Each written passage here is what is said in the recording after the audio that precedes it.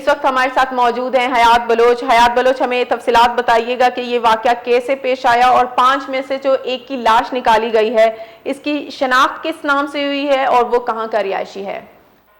देखें, ये ऑक्सबे Saint spit से डूबने वाले नौजवान की लाश निकाल ली गई है। जांबाक नौजवान की शनाख्त जो है 20 साला जाकिर के नाम से हुई है। जुमेरात को ये 5 जो है दोस्त जो है पिकनिक मनाने ऑक्सबे गए थे। जो सेंट स्पिट चौकी मनोड़ा रोड N4 हट के करीब समंदर में नहाते हुए 5 अफराद डूब गए थे। रेस्क्यू एहलकारों ने 3 अफराद को मौके पर ही जिंदा बचा लिया था, जिनकी शनाख्त काशिफ, सलीम और गुलफाम के नाम से की गई थी।